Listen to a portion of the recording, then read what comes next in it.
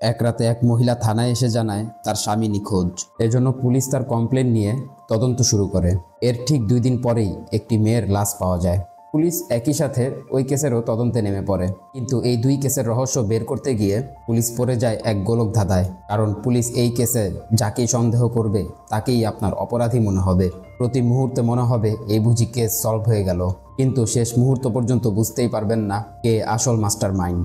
বলছিলাম 2024 সালে তামিল ভাষায় মুক্তি পাওয়া murder mystery suspense thriller movie অরুণোদীর কথা। তামিলনাড়ুর মাদুরাই জেলার আলাঙ্গানাল্লুর। সময় তখন রাত 9টা। শকুন্তলা নামের এক মহিলা থানায় এসেছে। শকুন্তলা কনস্টেবল মানিকে বলে, স্যার, আমার স্বামী নিখোঁজ, আমি কমপ্লেন করাতে চাই। মানি জানতে চায় কখন থেকে নিখোঁজ। শকুন্তলা বলে, সকাল 10টায় বের হয়েছে, তারপর আর ফেরেনি। মানি বলে, এখন তো মাত্র 9টা বাজে, পুরুষ মানুষ, হয়তো কোথাও গিয়ে আড্ডা দিচ্ছে, আপনি বাসায় যান, সে চলে আসবে। শকুন্তলা বলে, না স্যার, আমার স্বামী এমন না, আর আমার একজনের উপর সন্দেহ হচ্ছে, এদিকে থানার ইন্সপেক্টর আছে। তাই মানি রাইটারকে কমপ্লেন লিখতে বলে। এরপর শকুন্তলা জানায় তার স্বামীর নাম শেখর, আর তার থিয়াগু নামে একজনকে সন্দেহ হচ্ছে। কোন থিয়াগু? যে জমি বন্ধক রেখে লোন দেয়। যদি সে হয়ে থাকে তবে আশা ছেড়ে দিন। ঠিক তখনই ইন্সপেক্টর বিজয় এসে জানতে চায়, কেন? মানি বলে, স্যার, সে অন্যের জমি গ্রাস করে। ও একজন রিটায়ার্ড রেজিস্টার অফিসার হওয়ায় ও ভালোভাবে জানে কিভাবে আনরেজিস্টার্ড জমি নিজের করতে হয়। ও অসহায়ত্বের সুযোগ নিয়ে তাদের লোনের ফাঁদে ফেলে জমি হাতিয়ে নেয়, আর এরপর ওই জমি নিজের করে নেয়। আর এই সকল কাজ ও পলিটিশিয়ানদের সাপোর্টেই করছে। মানির কথা শুনে বিজয় শকুন্তলাকে পুরো বিষয় খুলে বলতে বলে। এরপর শকুন্তলা বলে, স্যার, আমাদের মেয়ের বিয়ের জন্য আমরা সিনিকানু নামের একজনের থেকে 7 লাখ টাকা ধার নিয়েছিলাম। আমরা ভেবেছিলাম গিফট মানি যা আসবে তা দিয়ে ঋণ পরিশোধ করে দেব, কিন্তু বিয়ের 2 দিন আগেই লকডাউন ঘোষণা হওয়ায় কোনো কিছুই আমাদের প্ল্যান মতো হয়নি। এখানে আমাদের দেখানো হয় বিয়ের মাত্র কয়েকদিন পরেই সিনিকানু লোকজন নিয়ে টাকা চাইতে এসেছে। সিনিকানুর কথা, মেয়ের বিয়ের শেষে টাকা দেওয়ার কথা ছিল। বিয়ে তো এখন শেষ, আমার টাকা এখনই চাই। অবশ্য শেখর তাকে অনেকভাবে বোঝানোর চেষ্টা করে যে তাকে একটু সময় দিতে, যে কোনো মূল্যে সে টাকা শোধ করে দেবে। তারপর সিনিকানু বলে যায়, কালকের মধ্যে আমার টাকা দিতে না পারলে তোমার খবর আছে।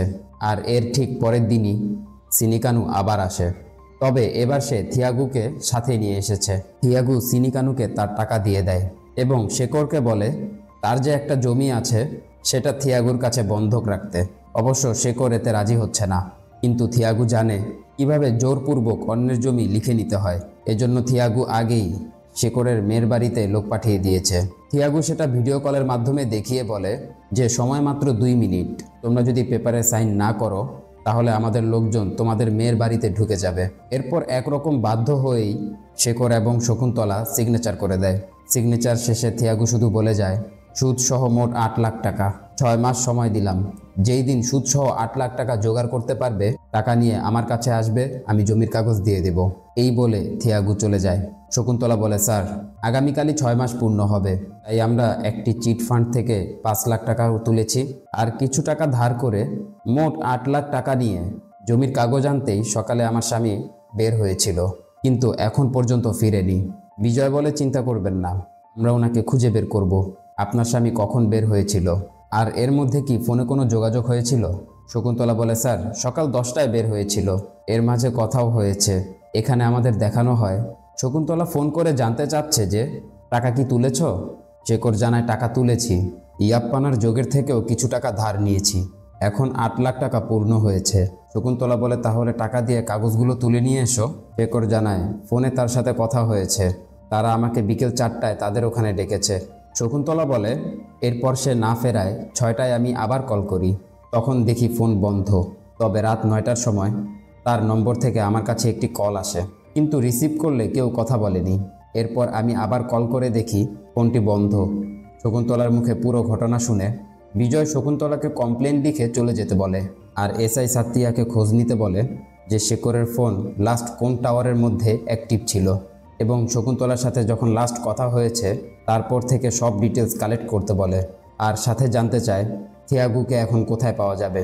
এদিকে থিয়াগু শিবা নামের এক ব্যক্তিকে টর্চার করছে, কারণ শিবার ভাই থিয়াগুর সকল কর্মকাণ্ডের প্রতিবাদ করেছিল। যখন করেছিল থিয়াগু তখন তাকে কিছুই বলেনি, কিন্তু সুযোগ বুঝে শিবার ভাইকে গাড়ি চাপা দিয়ে পঙ্গু করে দিয়েছে। এখন শিবাকেও মারতে আসছে। তবে শিবাকে মারার আগেই বিজয় এসে তাকে বাঁচিয়ে দেয়। এরপর থিয়াগুর লোকেদের মারতে শুরু করে। এক পর্যায়ে যখন থিয়াগুকে ধরতে যাবে তখনই স্থানীয় এমএলএ কল করে। এমএলএ বলে, ওর সাথে ফাইট করা মানে আমার সাথে ফাইট করা, আর এর পরিণাম কি হবে তা তুমি ভালো করেই জানো। বিজয় বলে, কি বলছেন স্যার? আমি তো তাকে জিজ্ঞাসাবাদ করতে নিতে এসেছিলাম, আপনি যখন বলছেন ঠিক আছে তাকে তাহলে ছেড়ে দিচ্ছি। এখানে দেখানো হয় বিজয় থিয়াগুকে ধরতে যাওয়ার খবর পেয়ে থিয়াগুর লোক ভাস্কর এসে এমএলএকে দিয়ে কল করিয়েছে। এদিকে এমএলএর কাছে ছেড়ে দেওয়ার কথা বললেও বিজয় থিয়াগুকে ও তার সহযোগীদেরকে থানায় নিয়ে এসেছে। বিজয় সবার ফোন জব্দ করে এবং সকল অ্যাক্টিভিটি চেক করতে বলে। এরপর শুরু হয় জিজ্ঞাসাবাদ। একদিকে থিয়াগুর সহযোগীদের কড়া ট্রিটমেন্ট চলছে, যার শব্দগুলো থিয়াগুর কানেও আসছে। বিজয় থিয়াগুর কাছে জানতে চায়, শেখর তোমার সাথে দেখা করতে বের হয়ে আর ফেরেনি, শেখর কোথায়? ওর সাথে তুমি কি করেছো? থিয়াগু সোজা সাপটা বলে দেয়, আমি কিছু জানি না, ওর সাথে আমার দেখাই হয়নি। অবশ্য বিজয় তা বিশ্বাস করতে রাজি না। এজন্য থিয়াগুকে রেখে তার সহযোগীদের টর্চারের মাত্রা বাড়ানো হয়। এক পর্যায়ে সহ্য করতে না পেরে একজন বলে দেয়, স্যার আমরা যখন এমএলএর বাড়িতে ছিলাম তখন একটি কল আসে। সিন চলে যায় এমএলএর বাড়িতে। শেখর থিয়াগুকে কল করে বলে যে আগামীকাল তো চুক্তির মেয়াদ শেষ হয়ে যাবে, আমি টাকার জোগাড় করেছি, আমার জমির কাগজগুলো চাই। থিয়াগু বলে, এক কাজ করো, 4:30টায় কল করো, আমি বলে দিব তোমাদের কোথায় আসতে হবে। তবে কল কাটতেই এমএলএ জানতে চায়, কি সমস্যা? থিয়াগু বলে, আরে ওই জমিটার মালিক টাকা দিয়ে কাগজগুলো ফেরত চাচ্ছে। এমএলএ বলে, তুমি তো জানোই ওই জমিটা আমার জন্য কতটা গুরুত্বপূর্ণ। থিয়াগু বলে, চিন্তা করবেন না, আমি সুদ বাড়িয়ে দিয়ে বলবো চুক্তির মেয়াদ শেষ। এরপরে যদি না মানে কিভাবে দেখতে হবে তা আমার জানা আছে। সিন প্রেজেন্টে। পরবর্তী দিন সকাল হতেই বিজয় ইয়াপ্পানের সাথে দেখা করে। শেখর মূলত শকুন্তলার কাছে যার কাছে যাওয়ার কথা বলেছিল, ইয়াপ্পানের কাছে জিজ্ঞাসাবাদ করলে ইয়াপ্পান জানায় সে তো টাকা নিয়ে 12টার সময় চলে গিয়েছিল। আমি টাকা দেওয়ার পর সে টাকা বুঝে নিয়ে একজনকে কল করলো, মানে শেখর তখন থিয়াগুকে কল করেছিল। আর থিয়াগু তখনই শেখরকে 4:30টায় আবার কল করতে বলেছিল, মানে থিয়াগুর লোকেরা ঠিকই বলেছিল। ইয়াপ্পান বলে, কথা শেষ করেই সে চলে গিয়েছিল। এর মধ্যে এসআই সাতিয়া কল করে জানায় শেখরের ওয়াইফ শকুন্তলার তথ্য সঠিক। শেখর সকাল 11:30টার সময় ব্যাংক থেকে 3 লাখ টাকা তুলেছিল। এরপর তার সাদা রঙের স্কুটি নিয়ে সেখান থেকে চলে যায়, সাথে তার কেউই ছিল না। এরপর বিজয় শেখরের ফটো স্টুডিওতে যায়, যেটা এখন বন্ধ, তবে সামনে শেখরের স্কুটি এখনও পার্ক করা। বিজয় হাত দিয়ে দেখে অনেক ধুলো জমে আছে, তার মানে এটা হয়তো গতকাল থেকেই এখানে পড়ে আছে। বিজয় পাশের চায়ের দোকানের কাছে শেখরের বিষয়ে জানতে চায়। সেও জানায় যে গতকাল দুপুর 1টা থেকে 1:30টার দিকে সে এখানে এসেছিল। সিন চলে যায় গতদিন। শেখর এসেই দেখে তার বন্ধু যোগী বসে আছে। মূলত শেখর যোগীর কাছে 50,000 টাকা ধার চেয়েছিল, আর সেটা দিতেই যোগী এখানে এসেছে। শেখর যোগী থেকে টাকা নিয়ে বলে, তোমার টাকা সহ এখন 8 লাখ টাকা পূরণ হলো। যোগীও বলে, তাহলে এবার যা, টাকা দিয়ে কাগজগুলো বুঝে নে, তবে যাওয়ার আগে শেভ করে যাস। এসব বলে যোগী উঠে যায়। আর তখনই শকুন্তলার কল এসেছিল। চায়ের দোকানদার বলে, এরপর আর আমি তাকে দেখিনি, তখন থেকেই বাইক এখানে পার্ক করা রয়েছে।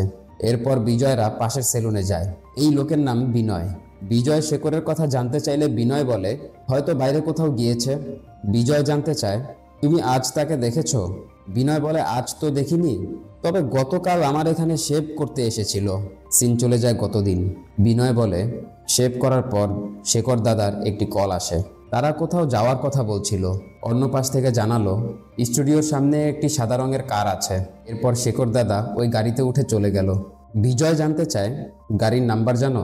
বিনয় বলে, নম্বর তো দেখা যায়নি, তবে সাদা রঙের স্করপিও, পিছের গ্লাসে আবার শিবলিঙ্গের স্টিকারও লাগানো ছিল।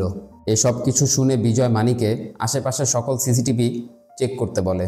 এরপর থানায় ফিরলে এসআই সাতিয়া জানায় যে শেখরের কল হিস্টোরি বের করা হয়েছে। গতকাল 1:48-এ লাস্ট একটি কল এসেছিল, আর সেই কলে 1 মিনিট 16 সেকেন্ড কথা হয়েছে, যেটা কিনা প্রকাশ নামের এক লোকের রেজিস্টার করা। তবে নম্বরটি এখন বন্ধ। আর শেখরের লাস্ট ফোন লোকেশন ট্র্যাক করে দেখা গেছে ফোনের লাস্ট লোকেশন ছিল মাদুরাইয়ের একটি ক্রাশার, যেটার মালিক থিয়াগু। কিন্তু বিজয় বলে, থিয়াগুকে জিজ্ঞাসাবাদ করতে হলে স্ট্রং এভিডেন্স দরকার। তুমি এক কাজ করো, ওদের থেকে যে ফোনগুলো জব্দ করেছি সেইগুলো চেক করে দেখো ওই প্রকাশের সাথে ওদের কোনো কানেকশন পাওয়া যায় কিনা। এদিকে থিয়াগুর লোক ভাস্কর এক লয়ার নিয়ে থানায় এসেছে। তারা থিয়াগুকে নিতে এসেছে, কিন্তু বিজয় তাকে স্পষ্ট বলে দেয় যে আমাদের কাছে থিয়াগু নেই। এরপরও ভাস্কর হুমকি দিয়ে যাচ্ছে। জন্য বিজয় ভাস্করকে থাপ্পড় দিয়ে বলে, এমএলএ অনুরোধ করেছে, এজন্য তোদের যেতে দিচ্ছি। অবশ্য এমএলএ নিজেও বুঝতে পারছে জয় আইনের ফাঁদে ফেলে তাকেই বোকা বানাচ্ছে। আর তারা এটাও জানে পুলিশ কাস্টাডিতে লোককে খুঁজে পাওয়া খুবই কষ্টকর। এদিকে সাত্তিয়া জানায় যে প্রকাশের নাম্বারে শেখর লাস্ট কথা বলেছে, থিয়াগু বা তার সহযোগী কারো ফোনেই প্রকাশের সাথে তাদের কারো কোনো কানেকশন পাওয়া যায়নি। তখনই একজন এসে জানায় শেখরের ফোন অন হয়েছে, তবে ফোনে অন্য সিম চালু করা হয়েছে।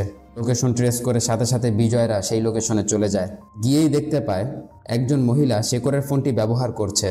তাই বিজয়রা ওই মহিলাকে সন্দেহ করে অ্যারেস্ট করছিল। তখন মহিলা জানায় সে এই ফোন সম্পর্কে কিছুই জানে না। আজ সকালেই তার স্বামী তাকে এই ফোনটি দিয়েছে। এখানে এটাও জানা যায় এই মহিলার স্বামী অন্য কেউ না, থিয়াগুর সহযোগী ভাস্কর। এই জন্য ভাস্করকে ধরে এনে টর্চার শুরু হয়।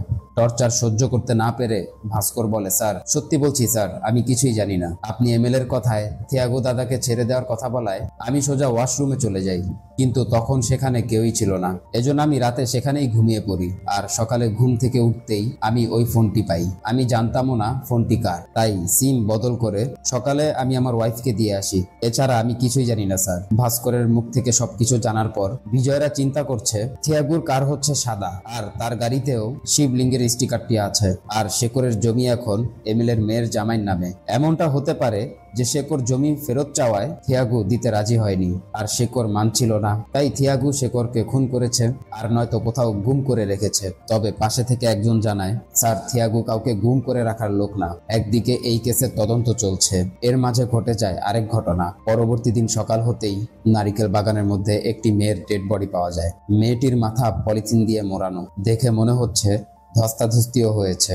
বিজয় আসার পর সাত্তিয়া জানায়, স্যার স্পটে মেডিকেল গ্লোভস এবং মাস্কও পাওয়া গেছে। কিছুক্ষণের মধ্যেই কাঁদতে কাঁদতে এক দম্পতি আসে, কিন্তু বিজয় বলে ওনারা এখানে এসে তো চেহারাও দেখেনি, ওরা বুঝলো কি করে এটা তাদেরই মেয়ে। সাত্তিয়া বলে, স্যার ওনারা গত রাতে থানায় কমপ্লেন করেছিল তাদের মেয়ে পার্বতী কাজে গিয়ে বাড়ি ফিরেনি। মেয়েটি একটি জুয়েলারি শপে সেলস গার্ড হিসেবে কাজ করত। এরপর বিজয় পার্বতীর বাবা ধর্মরাজকে ডাকে এবং তাকে বলে, দেখুন এখনই সবকিছু জানতে চাওয়া একদমই ঠিক না, তারপরও খুনিকে ধরতে আমাদের সব বিষয় জানতে হবে।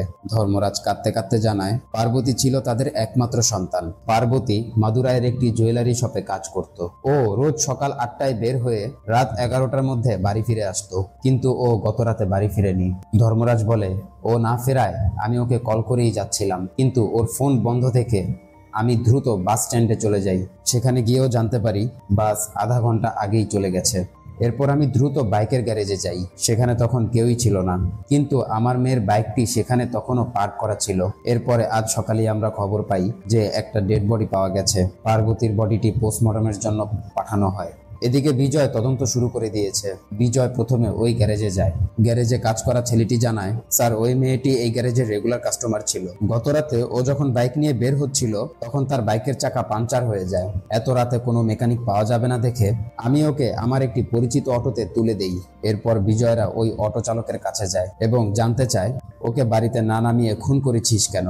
অটো চালক বলে, স্যার আমি কেন খুন করতে যাব, আমি কিছুই করিনি, আমি আপনাকে সত্যিটা বলছি। গত রাতে আমি ওই মেয়েকে ওর বাড়িতেই ড্রপ করেছিলাম। সিন চলে যায় গত রাতে। পার্বতী অটো চালককে বলছিল, দাদা সামনের মোড়ে একটু দাঁড়াবেন, আমি কুকুরগুলোকে বিস্কুট খাওয়াবো। অটো চালক বলে, রাত এখন 11টা বাজে, তারপরও পার্বতীর কথা হচ্ছে আমি রোজ ওদের ফেরার পথে খাওয়াই। কথা বলতে বলতে এক পর্যায়ে মোড় এসে পড়ে, আর তারা দেখে আজ অন্য একজন কুকুরকে খাওয়াচ্ছে। এজন্য পার্বতী অটো থেকে নিচে নেমে জানতে চায় যে আপনি এসব কি খাওয়াচ্ছেন। লোকটি বলে, মাংস, আসলে আমার মাংসের দোকানের একটি অর্ডার ক্যান্সেল হয়েছিল, তাই ওদের খাওয়াচ্ছি। কিন্তু পার্বতীর কথা, এমন কাঁচা মাংস ওদের খাওয়ানো হলে ওরা তো হিংস্র হয়ে উঠবে। লোকটি বলে, ঠিক আছে আমি আর খাওয়াবো না। তারপর অটো চালক বলে, স্যার আমি একটু সামনে গিয়েই তাকে নামিয়ে দিই। এরপর বিজয়রা ওই জায়গা মতো যায় যেখানে গত রাতে কুকুরকে মাংস খাওয়ানো হয়েছিল। বিজয় অটো চালকের কাছে জানতে চায় ওই লোকটি দেখতে কেমন ছিল। অটো চালক বলে, স্যার আমি তো সামনে বসেছিলাম, পিছে অন্ধকার ছিল, তাই তাকে দেখতে পাইনি। বিজয় অটো চালকের ডিটেলস রেখে তাকে ছেড়ে দিতে বলে। মানি বলছিল, স্যার ওই খুনি হতে পারে, ধরে উত্তম মাধ্যম দিলে সব স্বীকার করবে। কিন্তু বিজয়ের কথা ইনোসেন্টও তো হতে পারে। এরপর তারা ফিরে যাচ্ছিল, কিন্তু তখনই বিজয়ের জুতায় কুকুরের পটি লেগে যায়। এজন্য মানিরা পানি ঢেলে দিচ্ছিল, কিন্তু তখনই দেখা যায় একটি মেয়ে পানি নিয়ে যাওয়ার সময় সন্দেহজনক দৃষ্টিতে তাকাচ্ছে। বিজয় অবশ্য গুরুত্ব না দিয়ে ওই মাংস ব্যবসায় খোঁজে নেমে পড়ে।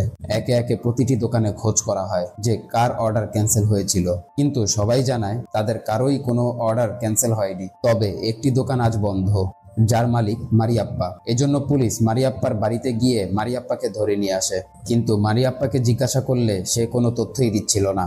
এজন্য বিজয় ধারণা করে হয়তো সে খুনি নয়, কিন্তু এটা হতে পারে ও কিছু দেখেছে, কিন্তু ভয়ে কিছু বলছে না। এজন্য বিজয় সাতিয়াকে সেইভাবেই জিজ্ঞাসাবাদ করতে বলে। সিন চলে যায় পরবর্তী দিন।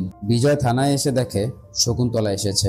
শকুন্তলা শেখরের কথা জানতে চাইলে বিজয় তাকে সান্ত্বনা দিয়ে বলে, আমরা কাজ করছি, থিয়াগু আর তার লোকেরা আমার কাস্টডিতেই আছে। অবশ্য এটা কেউই জানে না।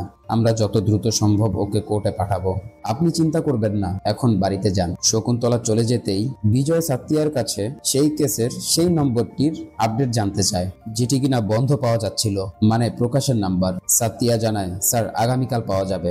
এদিকে মারিয়াপ্পাকে যতই টর্চার করছে সে একই কথা বলছে যে আমি হসপিটালে ছিলাম, ওই রাতের বিষয় আমি কিছুই জানি না। এজন্য বিজয় সাতিয়াকে বলে হসপিটালে খোঁজ নাও, ও সত্যি বলছে কিনা। এর মধ্যে পার্বতীর পোস্টমর্টম রিপোর্ট চলে আসে, আর রিপোর্ট দেখার পর পুরো কেসটারই মোড় ঘুরে যায়। কারণ পোস্টমর্টম রিপোর্ট বলছে পার্বতী 48 দিনের প্রেগনেন্ট ছিল।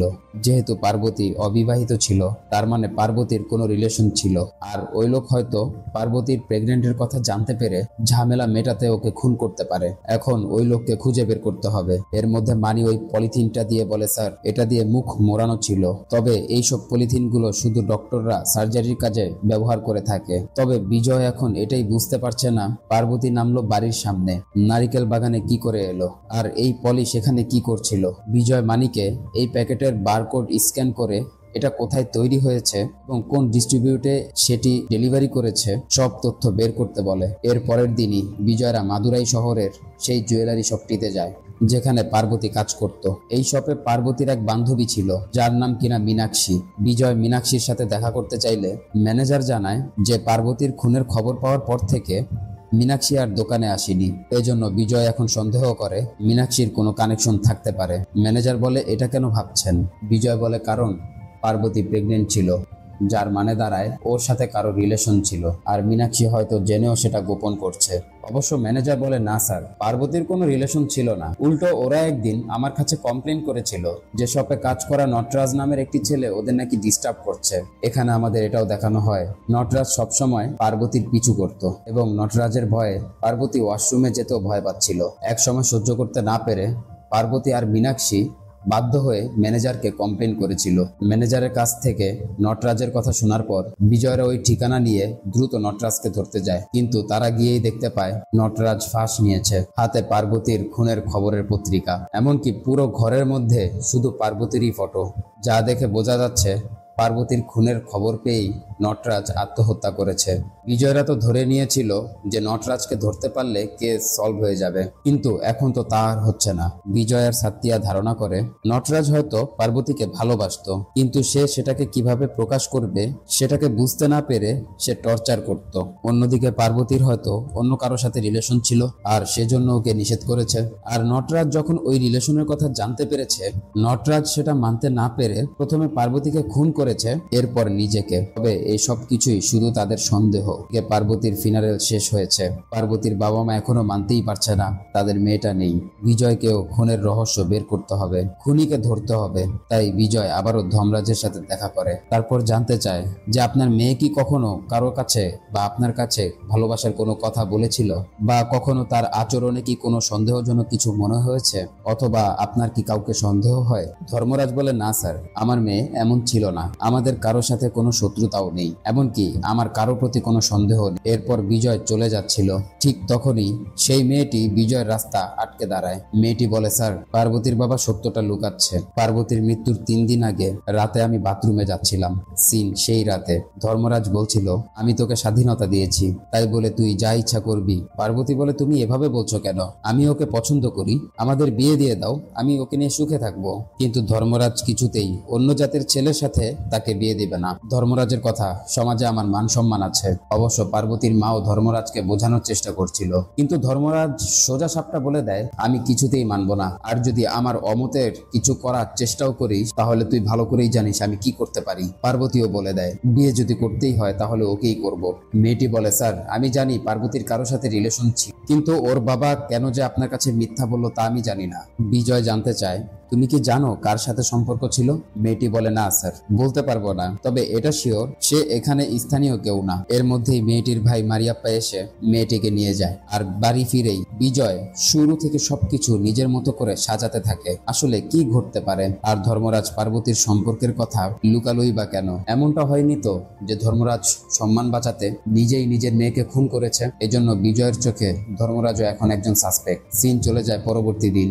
থিয়াগুদের আজ কোর্টে নেওয়া হবে, তাই কোর্টে নেওয়ার আগ মুহূর্তে বিজয় তাকে জিজ্ঞাসাবাদ করছে। তবে থিয়াগুর একই কথা, আমি ওকে মারিনি, আমি যদি মারতামই আমি বলে দিতাম। এদিকে একজন জানায়, পার্বতীর কেসের যে প্লাস্টিক ব্যাগ ছিল তার বারকোড স্ক্যান করে দেখা গেছে এগুলো মুম্বাইয়ের একটি কোম্পানি তৈরি করেছিল, আর মাদুরাইয়ের 3 জন ডিলার এই পলিথিন বা এই প্রোডাক্টগুলো প্রোভাইড করেন। এসআই সাতিয়া সেই সব ডিলারগুলোর অ্যাড্রেস দেয়। এরপর বিজয় থিয়াগুদের কোর্টে নিয়ে যায়। কোর্টের বাইরে শকুন্তলার সাথে দেখা হলে বিজয় শুধু তাকে বলে দেয়, আপনি সেদিন আমাকে যেমনটা বলেছিলেন জর্জের সামনেও সেভাবেই বলবেন। বিজয় থিয়াগুকে কোর্টে রেখেই ওই সার্জিক্যাল স্যুটের ডিস্ট্রিবিউটরদের কাছে চলে যায় এবং খুঁজতে থাকে এটা কারা কোথায় ডেলিভারি দিয়েছিল।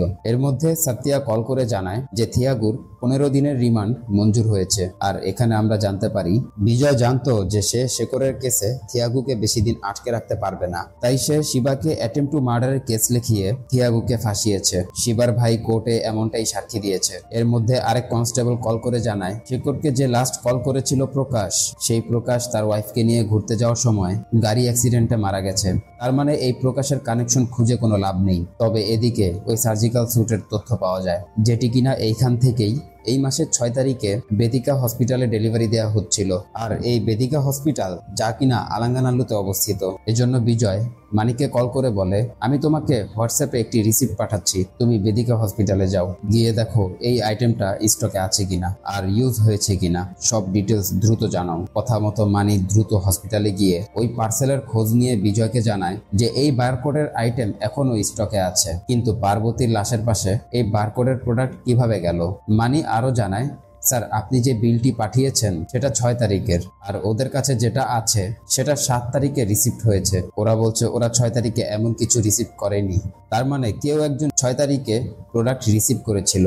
মানি বলে, স্যার আপনি আমাকে পার্বতীর কল লিস্ট চেক করতে বলেছিলেন, আমি সেগুলো চেক করে দেখলাম ওর 4 জনের সাথে রেগুলার কথা হতো।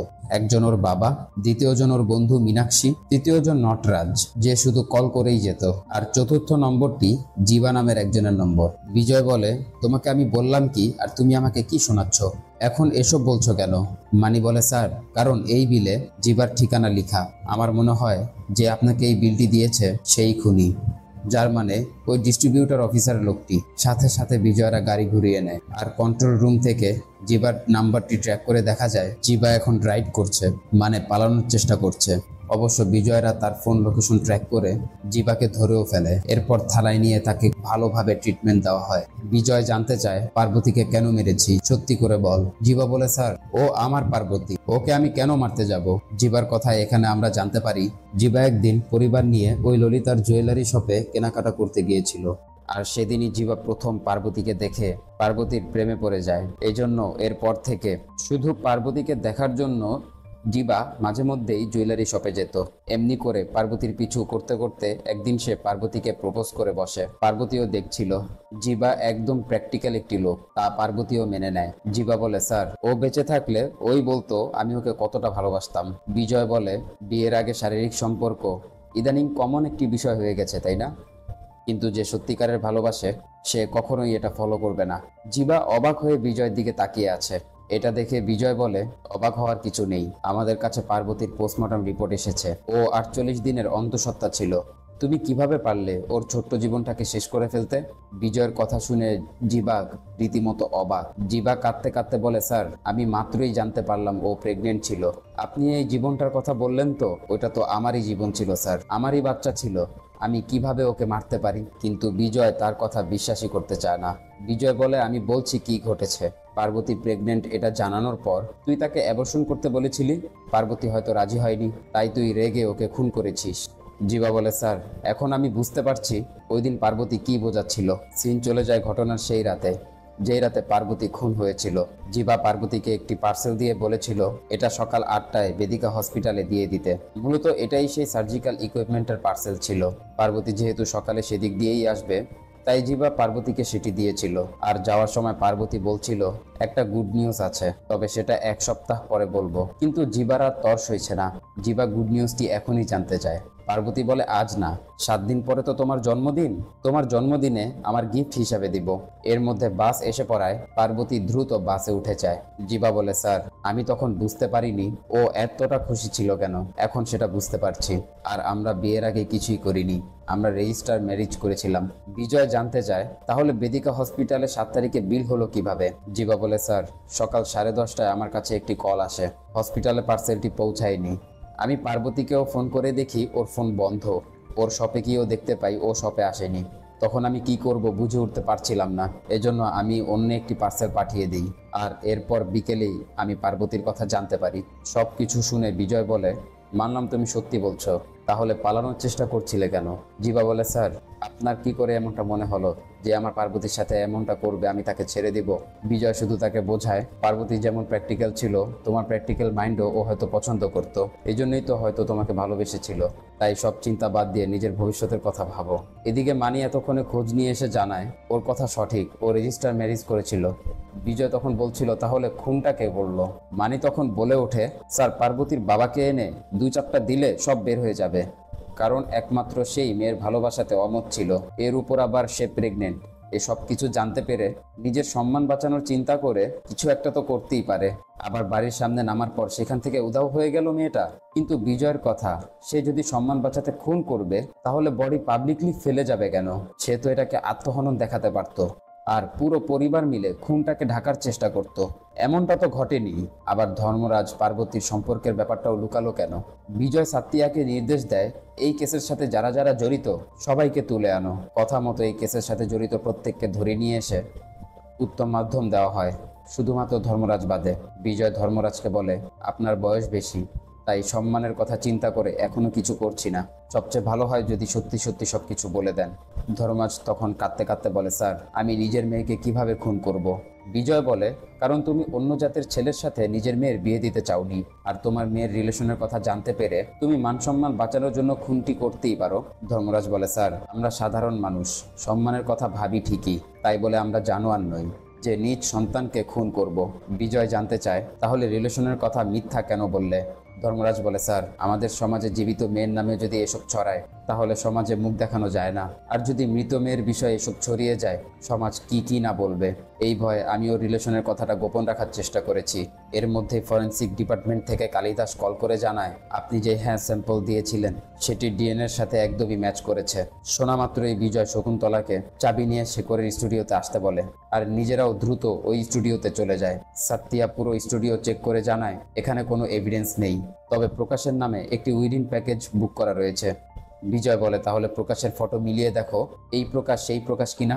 কিন্তু ওই ফটো অ্যালবাম আবার এখানে নেই, অন্য একটি ল্যাবে আছে। এজন্য সাত্তিয়া ওই ল্যাবেও কল করে জানতে পারে যে অ্যালবামটি সেখানে আছে, তবে শেখরের সেটি আনতে যাওয়ার কথা থাকলেও শেখর সেটি সময় মতো আনেনি। এদিকে বিজয় যোগীকেও ডাকে এবং জানতে চায় ওই দিন আপনি শেখরের সাথে কেন দেখা করেছিলেন। যোগী বলে ও 50,000 টাকা চেয়েছিল, আর সেটা দিতেই আমি এসেছিলাম। বিজয় আবারও জানতে চায় ওইখানে সে সময় আর কেউ ছিল। যোগী তখন বলে একজন নোংরা লুঙ্গি পরা ব্যক্তি ছিল, সে বিড়ি ফুঁকছিল, হাতে ট্যাটু করা ছিল। শোনা মাত্রই কনস্টেবল বলে, স্যার ও তো মুরগান, একদম ছেঁচড়া চোর, গতকালকেই চুরির দায়ে পাশের থানায় অ্যারেস্ট হয়েছে। এরপর মুরগানের কাছে গেলে মুরগান বলে, স্যার ওই দিন আমি যদি টাকা চুরি করব, আজ কেন এখানে চুরির দায়ে অ্যারেস্ট হব? তার কাছে যে টাকা ছিল আমি জানতাম, কারণ সে নিজের মুখে বলেছিল তার কাছে তখন 8 লাখ টাকা আছে। এজন্য আমি তাকে ফলো করেছিলাম, কিন্তু আমি যখন বিড়ি ধরাতে যাই ওই ফাঁকে সে একটি গাড়িতে উঠে চলে যায়, সেজন্য আমি আর তার পিছু করতে পারিনি। মুরগানের থেকে এসব জানার পর বিজয়রা ফিরেই যাচ্ছিল, তখন বিজয় শুরু থেকে সবার স্টেটমেন্টের কথা আবার ভাবছিল, তাহলে এখানে গ্যাপটা কোথায়, কোন জায়গাটায় মিস হচ্ছে। তখনই বিজয়ের সন্দেহ হয় সেলুনের ওই বিনয়ের উপর, কারণ অন্যদের সাথে বিনয়ের কথা একদমই মিলছে না। বিনয় বলেছিল শেখর সেভ হওয়ার পর শেখরের কল এসেছিল।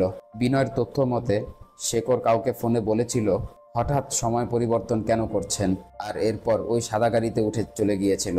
অথচ সময়ের বিষয়টি মানে থিয়াগুর কল তো ইয়াপ্পানের বাড়িতে থাকতেই এসেছিল, আর শেষ কল তো করেছিল প্রকাশ। তার মানে বিনয় যে স্টেটমেন্ট দিয়েছে তার সাথে কোনো মিল নেই। বিনয় কিছু একটা লুকিয়েছে। এজন্য বিনয়কে টর্চার শুরু করলে বিনয় বলতে শুরু করে। সিন চলে যায় ঘটনার দিন। শেখর তখন সেভ হচ্ছিল। তখনই শেখরের কাস্টমার প্রকাশের কল আসে। মানে প্রকাশ তার বিয়ের অ্যালবামের বিষয়ে কল করেছে। মূলত অ্যালবামটি কয়েকদিন পর নেয়ার কথা ছিল, কিন্তু প্রকাশরা সবাই ঘুরতে যাওয়ার আগে ওই অ্যালবামটি নিয়ে যেতে চাচ্ছিল। শেখরের জন্য বলে যে অ্যালবামটি ল্যাবে আছে, তুমি ল্যাবে আসো, আমি ওখান থেকে তোমাকে ডেলিভারি দিয়ে দিব। শেখরের কথা শেষ হলে বিনয় আবার কাজ শুরু করে। তবে যখনই সে খুর দিয়ে দাড়ি কাটতে যাবে, আচমকা শেখর হাঁচি দেয়া মাত্রই খুর লেগে শেখরের গলা কেটে যায়। চোখের পলকেই আচমকা ঘটনাটি ঘটে যায়। বিনয় বুঝতেই পারছিল না এখন সে কি করবে। এদিকে স্পটে শেখরের মৃত্যু হয়েছে। বিনয় পুরো হতভম্ব হয়ে আছে। এর মধ্যেই বিনয়ের বউ কল করে, কারণ আজ তাদের একটি বিয়ের ফাংশনে যাওয়ার কথা। এই জন্য বিনয় এভাবেই দোকান বন্ধ করে সোজা সে ফাংশনে চলে যায়। এরপর ফাংশন শেষ করে তার বউ বাচ্চাদের শ্বশুরবাড়ি রেখে আবার শেখর দোকানে ফিরে আসে। বিনয় জানতো যে সে যদি সত্যিটা বলে দেয় কেউ তাকে বিশ্বাস করবে না। এদিকে তার বউ বাচ্চাকে দেখতে হবে, তাই বিষয়টি তাকে গোপন রাখতে হবে। এই জন্য বিনয় শেখরের বডিটিকে কেটে টুকরো টুকরো করে তার ফ্রিজের মধ্যে রেখে দেয়। বিনয় জানতো যে শেখরের সাথে থিয়াগুর ঝামেলা চলছে, সেটা পুরো শহরই জানে। তাই বিনয় সেই সুযোগ কাজে লাগাতে শেখরের ফোনটিকে থিয়াগুর ক্রাশারে রেখে এসেছিল। বিনয়ের মুখে এসব শোনার পর বিজয় বলে, এরপর কি হয়েছে আমি বলছি। সিন চলে যায় পাস্টে। পরবর্তী দিন রাত হতেই বিনয় সেই কাটা টুকরোগুলোকে নিয়ে ওই কুকুরদের খাইয়ে দিচ্ছিল। তখনই পার্বতীও বাড়ি ফিরছিল। অটোচালক পার্বতীকে নামিয়ে চলে যেতেই পার্বতী খেয়াল করে যে ওখানে কুকুরের শব্দ হচ্ছে, মানে কুকুরগুলো বিনয়ের ব্যাগ ধরে টানাটানি করছে। এজন্য পার্বতী একটু এগিয়ে এসে দেখে বিনয় কিছু একটা লুকিয়ে সেখান থেকে পালিয়ে যাচ্ছে। পার্বতীও পিছু নেয়। মূলত এটি ছিল শেখরের মাথা। তাই বিনয় ওই নারিকেল বাগানে গিয়ে ওই মাথাটিকে মাটি চাপা দেওয়ার চেষ্টা করছিল। এদিকে পার্বতী সব ভিডিও করে যাচ্ছে। দুর্ভাগ্যবশত তখন পার্বতীর বাবার কল আসায় বিনয় সব বুঝে ফেলেছে যে পার্বতী তাকে ভিডিও করছে এবং সব দেখে ফেলেছে। বিনয় তখন নিজেকে বাঁচানোর জন্য পার্বতীর হাতে থাকা ওই পার্সেলের মধ্যে সার্জিক্যাল স্যুটের পলি পেঁচিয়ে পার্বতীকে শ্বাসরোধ করে হত্যা করে। মূলত এটাই ছিল ওই রাতের কাহিনী। বিজয় বিনয়কে বলে, তুই সব প্রমাণ মিলাতে চাইলেও একটি প্রমাণ আমার হাতে আছে। এখানে দেখানো হয় বিজয় কিভাবে জানতে পারলো। মূলত বিজয় একদিন জুতা পরছিল। তখনই জুতা পরতে গিয়ে দেখে জুতার নিচে মাংসের টুকরা লেগে আছে। তখন বিজয় বুঝতে পারে এটা তো ওই কুকুরের বিষ্ঠা। বিজয়ের তখন একটু সন্দেহ লেগেছিল। তাই বিজয় কুকুরের বিষ্ঠা আর শেখরের মেয়ের চুলের ডিএনএ স্যাম্পল ম্যাচ করাতে ল্যাবে দিয়েছিল, যেটা কিনা সম্পূর্ণ ম্যাচ করে যায়। কারণ ওই রাতে অধিক কাঁচা মাংস খাওয়ায় কুকুরের পেটে তা সম্পূর্ণ হজম না হওয়াতে ল্যাবে ওই মাংসের ডিএনএ টেস্ট করে তা বের করা গেছে। আর তখনই প্রমাণ হয়ে গেছে এই মাংসগুলো শেখরের। বিনয় বলে, স্যার আমি ইচ্ছা করে করিনি, আমি ভয় পেয়ে গিয়েছিলাম। পুলিশ জানলে আমার জীবনটা শেষ হয়ে যাবে। আমি আমার বউ বাচ্চা নিয়ে সাধারণ জীবনযাপন করছিলাম স্যার। ওই সময় আমি বুঝতে পারছিলাম না আমার কি করা উচিত। বিজয় বলে, শেখরের মৃত্যু না হয় অ্যাক্সিডেন্ট ছিল। তুমি যদি সেটা লুকানোর চেষ্টা না করতে তবে তোমার জীবনটা এমন হতো না। এরপর সকল তথ্য প্রমাণের ভিত্তিতে কোর্ট বিনয়কে যাবজ্জীবন কারাদণ্ডে দণ্ডিত করে কারাগারে পাঠায়। এরপর বিনয়কে যখন নিয়ে যাওয়া হচ্ছিল তখন পার্বতীর বাবা বলছিল, তুই তোর পরিবারটাকে ভালো রাখতে আমার মেয়েটাকে খুন করলি। বিনয় তখন ধর্মরাজের সামনে হাঁটু গেড়ে বসে তার কাছে ক্ষমা চায়। কিন্তু যার গেছে সেই তো বোঝে। এই যে বিনয় যেটা করেছে সেটি একটি দুর্ঘটনাকে চাপা দিতে গিয়ে তার অনিচ্ছা সত্ত্বেও সে আরেকটি ক্রাইম করে ফেলেছে। আর এটা শুধু বিনয়ই না, আমাদের সমাজে অনেকেই এটা করছে। কারণ কেউই চায় না নিজের উপর সন্দেহের আঙ্গুল উঠুক। কিন্তু একটা কথা মনে রাখতে হবে, সত্য কখনোই চাপা থাকে না। আজ হোক বা কাল হোক সেটা প্রকাশ হবেই। তাই কোনো কিছুই গোপন করা উচিত নয়। ভিডিওটি কেমন লাগলো কমেন্টে জানাবেন। ভিডিওটি ভালো লাগলে চ্যানেলটিকে সাবস্ক্রাইব করতে এবং ভিডিওটিতে লাইক দিতে একদমই ভুলবেন না। দেখা হবে অন্য কোনো সিরিজ এবং মুভির এক্সপ্লেনেশন ভিডিওতে। ভালো থাকবেন, সুস্থ থাকবেন। আল্লাহ হাফেজ।